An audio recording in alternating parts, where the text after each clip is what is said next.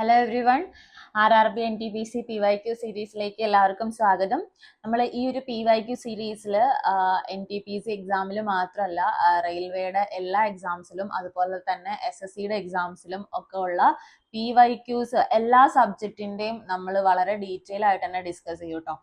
അപ്പോൾ നിങ്ങൾക്ക് വളരെ കോംപ്രിഹെൻസീവ് ആയിട്ടുള്ള ഒരു കവറേജ് ആയിരിക്കും കിട്ടാൻ പോകുന്നത്. അതായത് NTPC എക്സാമിന് മാത്രമല്ല, ഇനിയിപ്പോൾ നിങ്ങൾ നെക്സ്റ്റ് ഇയർ SSC ഒക്കെ എഴുതാൻ പോവുകയാണെന്നുണ്ടെങ്കിലും this series will be very useful for you. അതുകൊണ്ട് നിങ്ങൾ എല്ലാവരും ഇത് കറക്റ്റ് ആയിട്ട് തന്നെ ഫോളോ ചെയ്യാനായിട്ട് ശ്രദ്ധിക്കുക. ഇതിന്റെ ഡീറ്റെയിൽ ആയിട്ടുള്ള എക്സ്പ്ലനേഷൻസ് സൊല്യൂഷൻസ് ഒക്കെ നമ്മുടെ ടെലിഗ്രാം ചാനലിലും വാട്സ്ആപ്പ് കമ്മ്യൂണിറ്റിയിലും ഒക്കെ നിങ്ങൾക്ക് ലഭ്യമായിരിക്കും. അപ്പോൾ നമ്മുടെ ഡിസ്ക്രിപ്ഷനിൽ കൊടുത്തിട്ടുള്ള ടെലിഗ്രാം ചാനലിൽ നിങ്ങൾ ജോയിൻ ആവാനായിട്ട് ശ്രമിക്കുക. അവിടെ നമ്മൾ ഒരുപാട് ഫ്രീ ആക്ടിവിറ്റീസ്, ക്യൂസസ്, PYQs എല്ലാം ഡെയിലി ഷെയർ ചെയ്യുന്നുണ്ട്. സോ അവിടെ ജോയിൻ ചെയ്തിട്ടുണ്ടെങ്കിൽ നിങ്ങൾക്ക് ഒരുപാട് യൂസ്ഫുൾ റിസോഴ്സസ് കിട്ടും. അതുപോലെ തന്നെ ഇതുപോലത്തെ യൂസ്ഫുൾ കോണ്ടന്റിന് വേണ്ടിയിട്ട് നമ്മുടെ യൂട്യൂബ് ചാനലും സബ്സ്ക്രൈബ് ചെയ്യാനായിട്ട് ശ്രമിക്കുക. അപ്പൊ നമുക്ക് ക്ലാസ്സിലേക്ക് കടക്കാം. ഓക്കെ, സോ ഇന്ന് നമ്മൾ GK PYQ സീരീസിൽ നമ്മുടെ ജനറൽ അവയർനെസ് എന്ന് പറയുന്ന ഒരു സെക്ഷൻ ഉണ്ടല്ലോ NTPC എക്സാമിൽ, അതിൽ ആണ് നമ്മൾ ഇന്ന് ഡിസ്കസ് ചെയ്യാൻ പോകുന്നത്. And first subject we are taking എന്ന് പറയുന്നത് ഹിസ്റ്ററി ആണ്. സോ ഏൻഷ്യന്റ് ഹിസ്റ്ററി മുതലായിരിക്കും നമ്മൾ സ്റ്റാർട്ട് ചെയ്യുന്നുണ്ടാവുക. ഓക്കെ, സോ നമുക്ക് ആദ്യത്തെ ക്വസ്റ്റ്യനിലേക്ക് പോകാം. Which of the following is the correct chronological sequence of the prehistoric period of human civilisation? So നമ്മൾക്ക് അറിയാം, നമ്മുടെ ഹിസ്റ്ററി സ്റ്റാർട്ട് ചെയ്യുന്നതെന്ന് പറഞ്ഞിട്ടുണ്ടെങ്കിൽ പ്രീ ഹിസ്റ്റോറിക് പീരീഡ് ആണ് അല്ലെ. Pre historic period, pre history. നമ്മൾ ഹിസ്റ്ററിനെ മൂന്നായിട്ട് പറയുന്നുണ്ട്: pre history, proto history and history. Pre history എന്ന് പറഞ്ഞിട്ടുണ്ടെങ്കിൽ വെയർ നമുക്ക് റിട്ടൺ എവിഡൻസസ് അവൈലബിൾ അല്ല, ആ ഒരു പീരീഡിനാണ് നമ്മൾ പ്രീ ഹിസ്റ്ററി എന്ന് വിളിക്കുന്നത്. പ്രോട്ടോ ഹിസ്റ്ററി എന്ന് പറഞ്ഞിട്ടുണ്ടെങ്കിൽ എന്താണ്, നമുക്ക് റിട്ടൺ എവിഡൻസസ് അവൈലബിൾ ആണ്, പക്ഷെ നമുക്കത് വായിച്ചെടുക്കാൻ പറ്റുന്നില്ല. ഫോർ എക്സാമ്പിൾ ഹാരപ്പൻ സിവിലൈസേഷൻ ഒക്കെ, അവിടെ നമുക്ക് റിട്ടൺ എവിഡൻസ് ഉണ്ട്, പക്ഷെ നമുക്കത് ഡെസിഫർ ചെയ്യാനായിട്ട് പറ്റുന്നില്ല. അതാണ് നമ്മൾ പ്രോട്ടോ ഹിസ്റ്ററി എന്ന് പറയുന്നത്. ഇനി നെക്സ്റ്റ് ആണ് എന്ത്, ഹിസ്റ്ററി അല്ലെ. ഹിസ്റ്ററിയിൽ എന്താണ്, നമുക്ക് written evidences are available and that can be red also അല്ലെ. അത് വായിക്കാനും പറ്റും, നമുക്ക് അതിൽ നിന്ന് ഇൻഫർമേഷൻ എടുത്ത് ആ ഒരു പീരീഡിനെ കുറിച്ചിട്ട് പഠിക്കാനും പറ്റും. അതിനാണ് നമ്മൾ ഹിസ്റ്ററി എന്ന് പറയുന്നത്. So pre history, proto history and history എന്ന് പറയുന്ന മൂന്ന് ക്ലാസിഫിക്കേഷൻ ഉണ്ടെന്നൊന്ന് ജസ്റ്റ് മനസ്സിലാക്കി വെക്കാം. ഇനി നമ്മൾ പ്രീ ഹിസ്റ്ററിയിൽ നോക്കുകയാണെങ്കിൽ പ്രീ ഹിസ്റ്ററി നമുക്ക് പ്രധാനമായിട്ടും മൂന്ന് രീതിയിൽ ക്ലാസിഫൈ ചെയ്യാൻ പറ്റും: palaeolithic period, mesolithic period and neolithic period. Okay, and there is one period chalcolithic period also. അത് നമുക്ക് പ്രീ ഹിസ്റ്ററിയുടെ പാർട്ടായിട്ടും അല്ലാതെ ഒക്കെ കൺസിഡർ ചെയ്യാം. അതിൽ ഹിസ്റ്റോറിയൻസ് തമ്മിൽ ഡിബേറ്റ് ഉണ്ട്. സോ പാലോലിത്തിക് ആണ് ഫസ്റ്റ് പീരീഡ് എന്ന് പറയുന്നത്. ഏകദേശം 5 ലക്ഷം 5 lakh BCE to 10K BCE. ഇവിടെയാണെങ്കിൽ 10K to 6K ആണ്, 6K to 2K. അപ്പോൾ 5 lakh BCE to 10,000 BCE ആണ് പാലോലിത്തിക്കിന്റെ ടൈം പീരീഡ്. മെസോലിത്തിക്കിന്റെ ആണെങ്കിൽ 10,000 to 6,000 ആണ്. നിയോലിത്തിക്കിന്റെ ആണെങ്കിൽ 6,000 to 2,000 BCE ആണ് ടൈം പീരീഡ് എന്ന് പറയുന്നത്. സോ നമ്മുടെ ആൻസർ ഇവിടെ എന്താണ്, ഓപ്ഷൻ എ ആണ്. Palaeolithic period, mesolithic period, neolithic period, ഇതാണ് നമ്മുടെ കറക്റ്റ് ആയിട്ടുള്ള chronological sequence.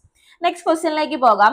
Where in India would you find rock paintings dating back to the stone age? Stone ഏജുമായിട്ട് ബന്ധപ്പെട്ട് നമുക്ക് റോക്ക് പെയിന്റിങ്സ് താഴെ തന്നിരിക്കുന്നവരെ എവിടെയാണ് കാണാൻ പറ്റുന്നതെന്നാണ് നമ്മുടെ ആൻസർ എന്ന് പറയുന്നത്. ഓപ്ഷൻ ബി, ഭീംബേട്ക ആണ്. ഓഫ് കോഴ്സ് നളന്ദ നമ്മുടെ ആൻസർ അല്ല. നളന്ദ എന്ന് പറയുന്നത് എന്താണ്, ഒരു ഏൻഷ്യന്റ് യൂണിവേഴ്സിറ്റി ആണ് അല്ലെ, ഏൻഷ്യന്റ് യൂണിവേഴ്സിറ്റി ആണ്. എലിഫന്റ നമുക്ക് അവിടെ റോക്കറ്റ് കേവ്സ് തന്നെയാണ്, പക്ഷെ അത് കുറച്ചും കൂടി മുന്നോട്ട് പോയിട്ടാണ്, ഒരു 5th 6th സെഞ്ചുറിയിലാണ് കാണാൻ പറ്റുന്നത്. അഗെയിൻ ബാഗ് കേവ്സും അറൌണ്ട് ആ ഒരു ടൈമിലാണ് നമുക്ക് കാണാൻ പറ്റുന്നത്, 5th to 6th സെഞ്ചുറിയിൽ. Bag caves നമുക്ക് 2025 NTPC എക്സാമിൽ ചോദിച്ചിട്ടുണ്ടായിരുന്നു കേട്ടോ, ബാഗ് കേവ്സിനെ പറ്റിയിട്ട്.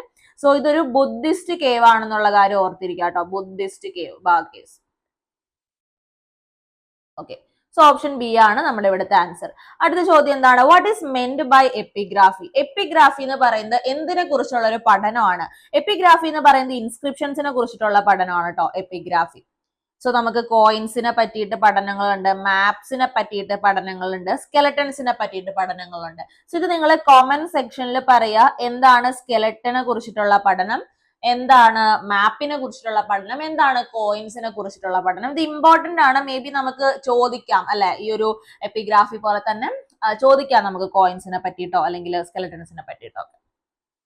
ഓക്കെ, അടുത്ത എന്താണത്? Rock shelters of Bhimbetka are famous for which of the following. നമ്മൾ ഭീംബേഡ്കയെ കുറിച്ചിട്ട് ഒരു ക്വസ്റ്റ്യൻ ഓൾറെഡി കണ്ടു അല്ലെ. അപ്പൊ ഈ ഭീംബേഡ്ക കുറച്ച് ഇമ്പോർട്ടന്റ് ആണ്. ഇപ്പൊ ഭീംബേഡ്ക എന്ന് പറയുന്നത് നമ്മൾ റോക്ക് പെയിന്റിങ്സ് സ്റ്റോൺ ഏജിൽ കാണുന്ന ഒരു സൈറ്റ് ആണ്. അപ്പോൾ ഇത് സിറ്റുവേറ്റ് ചെയ്തിട്ടുള്ളതാണെങ്കിൽ മധ്യപ്രദേശിലെ ക്യാപിറ്റൽ ആയിട്ടുള്ള ഭോപ്പാലിന്റെ അടുത്തായിട്ടാണ് ഈ ഒരു റീജിയൻ കാണുന്നത്, ഭീംബേഡ്ക എന്ന് പറയുന്ന റീജിയൻ. സോ ഇത് എന്താണ്? Traces of the earliest sign of human life on the subcontinent ആണ് അല്ലെ. ഇത് മൗര്യൻ പീരീഡിലെ കഥകൾ പറയുന്നതോ അല്ലെങ്കിൽ മുഗൾസിന്റെയോ ദ്രവീഡിയനോ ഒന്നുമല്ല, ഏർലി ലൈഫാണ്, സ്റ്റോൺ ഏജിലെയാണ് കാണിക്കുന്നത്. അപ്പൊ ഭീംബേഡ്ക എന്ന് പറയുന്നത് കുറച്ച് ഇമ്പോർട്ടന്റ് ആണ്. ഇതുപോലത്തുള്ള റോക്ക് കേവ്സിനെ പറ്റിയിട്ടൊക്കെ ക്വസ്റ്റ്യൻസ്, ഞാൻ ആദ്യം പറഞ്ഞതുപോലെ ബാഗ് കേവ്സ്, ഇതിനെയൊക്കെ പറ്റിയിട്ട് ക്വസ്റ്റ്യൻസ് വരാറുണ്ട്. സോ ഇത് നിങ്ങൾ എന്ത് ചെയ്യുക, കുറച്ച് അണ്ടർസ്റ്റാൻഡ് ചെയ്യാനായിട്ട് ശ്രമിക്കാം. ഓക്കെ, ഒരുപാട് ഡീറ്റെയിലോട്ട് പോകണ്ട, ബേസിക് ഇൻഫോർമേഷൻ പഠിക്കാൻ ശ്രമിക്കാം. അടുത്തത് എന്താണ്? Indus Valley civilisation is dash years old. എത്ര വർഷം പഴയതാണ്? And extend to the lower part of the Gangetic valley in south and till Malwa in north. So Indus Valley civilisation എത്ര വർഷം പഴയതാണ്? അവിടെയാണ് ഡാഷ് ഇട്ടിട്ടുള്ളത്. The answer is 5000 BC. നമുക്ക് കോൺഫ്ലിക്റ്റുകൾ ഉണ്ട്, 5000 ആണോ 3000 ആണോ എന്നുള്ള രീതിയിലൊക്കെ. പക്ഷെ നമുക്ക് ആൻസർ കീ പ്രകാരം ഓപ്ഷൻ ബി ആണ് കറക്റ്റ് ആൻസർ. അടുത്തത് എന്താ? What was the most important feature of the Indus Valley civilisation? Indus Valley സിവിലൈസേഷനിൽ താഴെ തന്നിരിക്കുന്നവയിൽ ഏതാണ് ഇമ്പോർട്ടന്റ് ആയിട്ടുള്ള ഒരു ഫീച്ചർ എന്ന് പറയുന്നത്? എക്സ്ചേഞ്ച് സിസ്റ്റം ആണോ? എക്സ്ചേഞ്ച് സിസ്റ്റം എന്ന് പറയുന്നതിൽ ഇവിടെ ഉദ്ദേശിച്ചിട്ടുള്ളത് ബാർട്ടർ സിസ്റ്റം ആണ്. ബാർട്ടർ സിസ്റ്റം എന്താണ്? ബാർട്ടർ സിസ്റ്റം നമ്മൾ സാധനങ്ങൾക്ക് പകരം സാധനങ്ങൾ കൈമാറുന്ന ഒരു സിസ്റ്റം. ഫോർ എക്സാമ്പിൾ, എനിക്ക് മത്തങ്ങ വേണം, എന്റെ കയ്യിലുള്ളത് തക്കാളിയാണ്. അപ്പൊ ഞാൻ ഈ തക്കാളി മത്തങ്ങ ഉള്ള ഒരാൾക്ക് കൊടുക്കുവാണ്. എന്നിട്ട് ഞാൻ മത്തങ്ങ ഉള്ള ആളുടെ കയ്യിൽ നിന്ന് എന്ത് വാങ്ങുവാണ്? ഞാൻ എന്റെ തക്കാളി കൊടുത്തിട്ട് അയാളുടെ കയ്യിൽ നിന്ന് ഞാൻ മത്തങ്ങ ഇങ്ങോട്ട് വാങ്ങുവാണ്. ഓക്കെ, സോ അവിടെ എന്താണ്? ഞാൻ തക്കാളി കൊടുത്തു, മത്തങ്ങ കിട്ടി. അതായത് സാധനങ്ങൾക്ക് പകരം സാധനങ്ങൾ വാങ്ങി. അവിടെ ഒരു ക്യാഷ് ട്രാൻസാക്ഷൻ ഒന്നും നടന്നിട്ടില്ല. അതിനെയാണ് നമ്മൾ ബാർട്ടർ സിസ്റ്റം എന്ന് പറയുന്നത്. ഓക്കെ, പിന്നെന്താണ്? Local transport system, building made of bricks, administrative system. ഇതില് താഴെ തന്നിരിക്കുന്നവയില് ഇൻഡസ് വാലി സിവിലൈസേഷൻ ഏറ്റവും പ്രസിദ്ധമായിട്ടുള്ളത് ബിൽഡിംഗ് മെയ്ഡ് ഓഫ് റോക്സ് ആണ് ഈ ഓപ്ഷൻസിൽ തന്നിട്ടുള്ളതിൽ. So option C is the right answer. അടുത്തത് എന്താ? Which of the following is not an important place of Indus Valley civilisation? താഴെ തന്നിരിക്കുന്നവയില് ഇൻഡസ് വാലി സിവിലൈസേഷനിലെ ഇമ്പോർട്ടന്റ് പ്ലേസ് അല്ലാത്തത് ഏതെന്നാണ് ചോദിച്ചിരിക്കുന്നത്. ഓപ്ഷൻ എ നമുക്ക് നോക്കാം. ഓപ്ഷൻ എ പറയുന്നത് എന്താണ്? കാലിബംഗൻ ആണ്. Kalibangan is a very important place in the Indus Valley civilisation which is situated in Rajasthan. Okay, and Harappa നിങ്ങൾക്ക് ഒബിയസ്ലി അറിയുന്നുണ്ടാവും, ഇൻഡസ് വാലി സൈറ്റ് ആണ്. അത് ഹാരപ്പൻ സിവിലൈസേഷൻ എന്നും കൂടി അറിയപ്പെടുന്നുണ്ട്. Because Harappa was the first site to be discovered in the Indus Valley civilisation. ആദ്യമായിട്ട് കണ്ടെത്തിയ site ഹാരപ്പയാണ്. അതുകൊണ്ട് ഹാരപ്പൻ സിവിലൈസേഷൻ എന്നും കൂടി വിളിക്കുന്നുണ്ട്. ഇത് ഇന്നത്തെ പാകിസ്ഥാനിലാണ് ഹാരപ്പ സ്ഥിതി ചെയ്യുന്നത്. അഗെയിൻ മോഹൻജദാരോ ഓൾസോ നിങ്ങൾക്ക് അറിയുന്നുണ്ടാവും, ഒരു ഇമ്പോർട്ടന്റ് ആയിട്ടുള്ള ഇൻഡസ് വാലി സൈറ്റ് ആണെന്നുള്ളത്. അതും ഇന്നത്തെ പാകിസ്ഥാനിലാണ് സ്ഥിതി ചെയ്യുന്നത്. ബട്ട് ആജംഗർ is not an Indus Valley site. So option D is our answer. അടുത്തത് എന്താ? Which of the following Harappan site is not associated with craft production?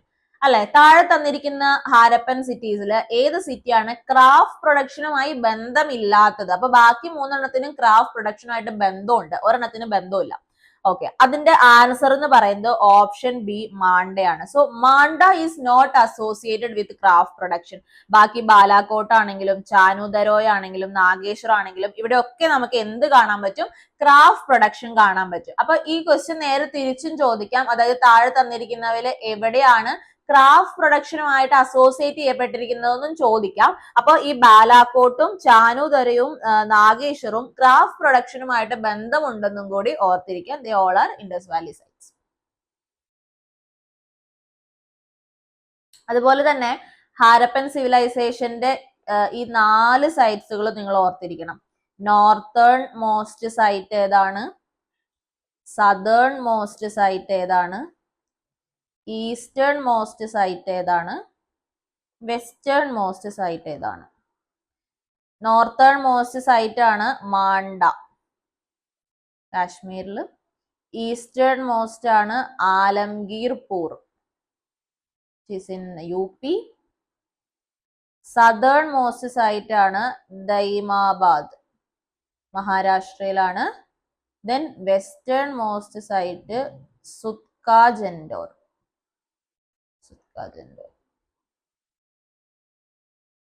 ഇത് ഇമ്പോർട്ടന്റ് ആണ്, ഇതൊന്ന് ഓർത്തിരിക്കാൻ ശ്രമിക്കാം. അടുത്ത എന്താ, which one of the following animals was frequently seen on the seals of the Harappan civilisation? Harappan സിവിലൈസേഷന്റെ സീൽസുകളിൽ കോമൺ ആയിട്ട് കാണുന്ന, ഫ്രീക്വന്റ് ആയിട്ട് കാണുന്ന ആനിമൽ ഏതാണെന്നാണ് ചോദിച്ചിട്ടുള്ളത്. Bull, lion, fox, deer. Okay, അതിന് നമ്മുടെ ആൻസർ വന്നിട്ട് ബുള്ളാണ്. ബുള്ള് നമുക്ക് ഒരുപാട് സീൽസുകളിൽ കാണാൻ പറ്റുന്നുണ്ട്. ഡിയറും ഒക്കെ നമുക്ക് കാണാൻ പറ്റുന്നുണ്ട്, പക്ഷെ ലയൺ ഒന്നും ഹാരപ്പൻ സീൽസിൽ കാണുന്നില്ല. പിന്നെ എന്താണ്, ടൈഗർ, ക്രൊക്കോഡൈൽ, ഇതൊക്കെ നമുക്ക് സീൽസിൽ കാണാൻ പറ്റുന്നുണ്ട്.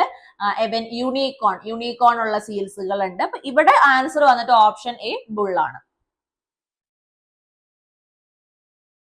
അടുത്ത എന്താ ചോദിച്ചേക്കുന്നത്, which of the following Indus Valley civilisation site has evidence of water reservoirs?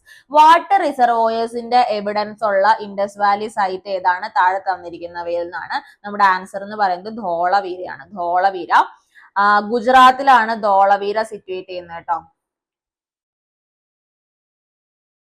It's a very important site. പിന്നെ കാലിബംഗ് നമ്മൾ നേരത്തെ പറഞ്ഞിരുന്നു, എവിടെയാണ് സിറ്റുവേറ്റ് ചെയ്യുന്നത്, രാജസ്ഥാനിലാണെന്ന് പറഞ്ഞിരുന്നു. ഇപ്പൊ നിങ്ങൾക്ക് മനസ്സിലാവുന്നുണ്ടല്ലോ, റിപ്പീറ്റഡ്ലി ടേംസ് ഒക്കെ നമ്മുടെ PYQs ഇങ്ങനെ വന്നുകൊണ്ടിരിക്കുന്നുണ്ട്. വീണ്ടും വീണ്ടും സെയിം ഇതുമായിട്ട് അസോസിയേറ്റ് ചെയ്യപ്പെട്ട ക്വസ്റ്റ്യൻസ് വരുന്നുണ്ട്. പിന്നെ കോഡിജി, അതുപോലെ തന്നെ ലോത്തൽ. ലോത്തലിനെ കുറിച്ച് പറയുവാണെന്നുണ്ടെങ്കിൽ evidence of an ancient port നമുക്ക് ഇവിടെ കാണാൻ പറ്റും. ഏൻഷ്യന്റ് പോർട്ട്, ഡോക്യാർഡ്, ഇതിന്റെയൊക്കെ എവിഡൻസ് നമുക്ക് കിട്ടുന്നത് ലോത്തലിൽ നിന്നാണ്.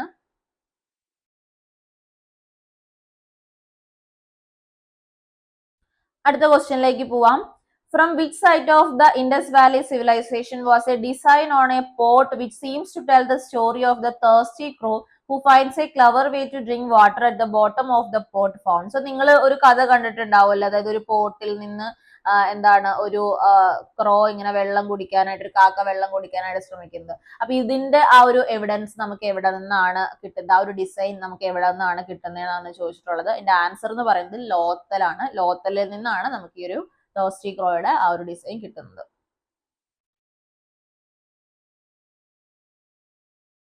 അടുത്ത എന്താ, which of the following was the unique feature of Dholavira's city layout during the Indus Valley civilization? So Indus Valley, അപ്പൊ ധോളവീര നമ്മൾ ആദ്യം കണ്ടല്ലേ, ധോളവീരയായിട്ട് ബന്ധപ്പെട്ട ഒരു ക്വസ്റ്റ്യൻ വീണ്ടും ധോളവീരയായിട്ട് അപ്പൊ ഇങ്ങനെ വന്നുകൊണ്ടിരിക്കുന്നുണ്ട് സെയിം കാര്യങ്ങൾ തന്നെ. അപ്പൊ ധോളവീരയുടെ യുണീക് ഫീച്ചർ എന്താണ് സിറ്റി ലേഔട്ടിലെ എന്നാണ് ചോദിച്ചിട്ടുള്ളത്. എന്താണ്, it was divided into 3 distinct parts. It was a single unique tomb. It was divided into 8 parts. It was divided into 2 distinct parts. നമ്മുടെ ആൻസർ എന്ന് പറയുന്നത് ഓപ്ഷൻ എ ആണ്. The city was divided into 3 distinct parts. Normally നമ്മുടെ Indus valley cities ഒക്കെ 2 പാർട്ടുകളായിട്ടാണ് divide ചെയ്തിട്ടുള്ളത്. ഒരു upper part ഉണ്ടാവും ഇതുപോലെ, അതുപോലെ തന്നെ ഒരു ലോവർ പാർട്ടും ഉണ്ടാവും. ഈ അപ്പർ പാർട്ടിനെ നമ്മൾ വിളിക്കുന്നത് സിറ്റാഡൽ എന്നാണ്. ലോവർ പാർട്ടിനെ നമ്മൾ വിളിക്കുന്നത് ലോവർ സിറ്റി എന്നാണ്. പക്ഷെ ധോളവീരയിൽ എന്താണ്, നമുക്ക് 3 രീതിയിൽ, അതായത് 3 പാർട്സ് ആയിട്ട് സിറ്റി ഡിവൈഡ് ചെയ്തിട്ടുണ്ട് compared to other cities where they have only 2 parts. Okay, 2 distinct parts. അടുത്ത ക്വസ്റ്റ്യൻ എന്താ, where is the Rakhigarhi Indus Valley site is located? So Rakhigarhi എവിടെയാണ് സിറ്റുവേറ്റ് ചെയ്തേക്കുന്നതെന്നാണ് ചോദിച്ചിട്ടുള്ളത്. Rakhigarhi situated in Haryana and it is the largest Indus Valley site. Largest IVC site ആണ് എന്ത്, രാഖിഗഡി.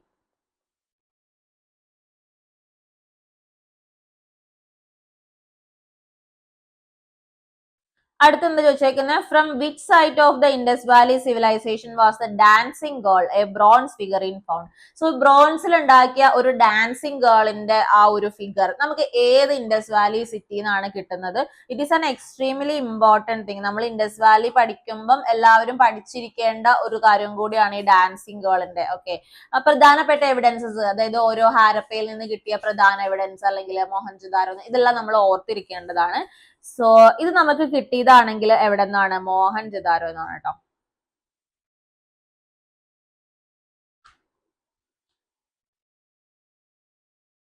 Which of the following statements is correct? താഴെ തന്നിരിക്കുന്നവയിൽ ഏത് statement ആണ് correct എന്നാണ് ചോദിച്ചിട്ടുള്ളത്.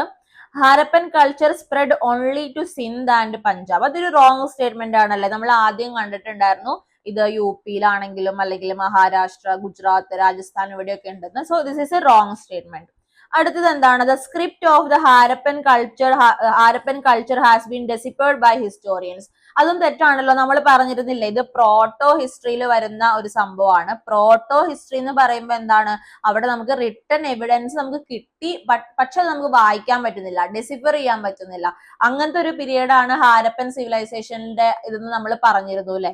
So this statement is also incorrect. അടുത്തത് എന്താണ്? At burials in Harappan site the dead were generally laid in pits. അടുത്ത സ്റ്റേറ്റ്മെന്റ് പറയുകയാണ് granaries in the Indus Valley civilisation were found in Harappa only. So ഹാരപ്പയിൽ മാത്രമല്ല നമുക്ക് granaries കിട്ടിയിട്ടുള്ളത്. The great granary ഒക്കെ നമുക്ക് കിട്ടിയിട്ടുള്ളത് എവിടെ നിന്നാണ്? മോഹൻജദാരോ എന്നാണ്, ദ ഗ്രേറ്റ് ഇന്ത്യൻ ഗ്രാനറി. അപ്പൊ ഈ സ്റ്റേറ്റ്മെന്റ് തെറ്റാണ്. So option C is the right answer. Were burials in Harappan sites the dead were generally laid in pits. അടുത്ത എന്താ? The word Veda is derived from which of the following root words. So Veda എന്ന് പറയുന്ന ആ ഒരു term ഏത് root വേർഡ്സിൽ നിന്നാണ് കിട്ടിയിട്ടുള്ളതെന്നാണ്? വേദ് എന്ന് പറയുന്ന ടേമിൽ നിന്നാണ്, which means knowledge. Knowledge.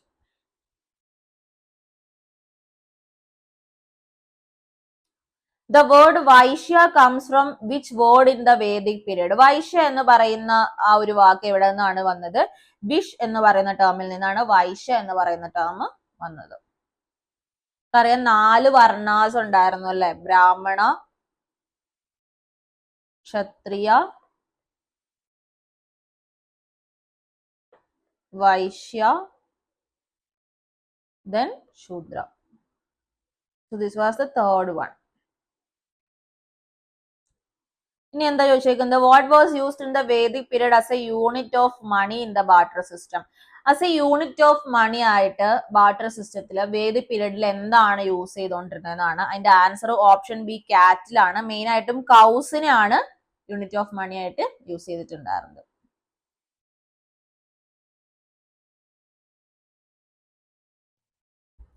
Next question. In the early Vedic period the varna system was based on. നമ്മുടെ ഏർലി വേദിക് പീരീഡിൽ ഉണ്ടായിരുന്ന വർണ്ണ സിസ്റ്റം എന്തിന്റെ ബേസിലായിരുന്നു എന്നാണ് ചോദിച്ചിട്ടുള്ളത്. വർണ്ണാസ് ഏതൊക്കെയാണെന്ന് 4 എണ്ണം നമ്മൾ പറഞ്ഞിരുന്നു അല്ലെ? ബ്രാഹ്മണ, ക്ഷത്രിയ, വൈശ്യ, ശൂദ്ര. ഇത് ബേസ് ചെയ്തിരുന്നത് ഒക്യുപ്പേഷന്റെ അടിസ്ഥാനത്തിലാണ്. ഒക്യുപ്പേഷന്റെ അടിസ്ഥാനത്തിലാണ് ഈ വർണ്ണാസിനെ നമ്മൾ ഡിവൈഡ് ചെയ്തിട്ടുണ്ടായിരുന്നത്. ഇപ്പൊ ഏർലി വേദിക്, ലേറ്റർ വേദിക് എന്നൊക്കെ പറയുമ്പോൾ നമുക്ക് ആക്ച്വലി വേദിക് പീരീഡ് എന്ന് പറയുന്ന ഒരു പീരീഡ് ഉണ്ടായിരുന്നു. ആ വേദിക് പീരീഡിന്റെ ടൈം എന്ന് പറയുന്നത് 1500 BCE ടു 500 BCE ആണ്. ഇതിൽ തന്നെ നമുക്ക് 2 രീതിയിലുള്ള വേദിക് പീരീഡ് ഉണ്ടായിരുന്നു. ഏർലി വേദിക് പീരീഡും ലേറ്റർ വേദിക് പീരീഡും. ഈ ഏർലി വേദിക്കിന്റെ ടൈം എന്ന് പറയുന്നത് 1500 മുതൽ 1000 BCE വരെയാണ്. ലേറ്റർ വേദിക് ആണെങ്കിൽ 1000 ടു 500.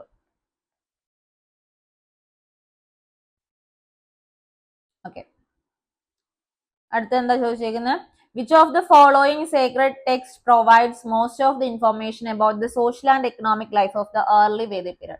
ഏർലി വേദിക് പീരീഡിലെ ആളുകളുടെ സോഷ്യൽ ആൻഡ് എക്കണോമിക് ലൈഫിനെ കുറിച്ചിട്ട് കൂടുതൽ ഇൻഫർമേഷൻ തരുന്നത് താഴെ തന്നിരിക്കുന്നവയിൽ ഏതാണെന്നാണ് ചോദിച്ചിരിക്കുന്നത്.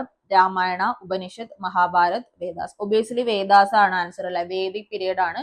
സോ വേദാസ് ആണ് ഇതിന്റെ ആൻസർ. വേദാസിനെ കുറിച്ച് പറയുമ്പോൾ നമുക്ക് 4 വേദാസ് ആണുള്ളത്. ഋഗ്വേദ, സാമവേദ, യജുർവേദ, അഥർവവേദ. ഇതില് നമ്മുടെ ഏർലി വേദിക് പീരീഡിൽ കോമ്പോസ് ചെയ്തത് ഓൺലി ഋഗ്വേദ മാത്രമാണ്. ബാക്കി ഉള്ള എല്ലാ വേദാസും കോമ്പോസ് ചെയ്യപ്പെട്ടത് ലേറ്റർ വേദിക് പീരീഡിലാണ്. ഋഗ്വേദ മാത്രമാണ് early Vedic period, means 1500 to 1000 BC ആ ഒരു ടൈമിൽ കോമ്പോസ് ചെയ്യപ്പെട്ടത് ഋഗ്വേദ മാത്രമാണ്.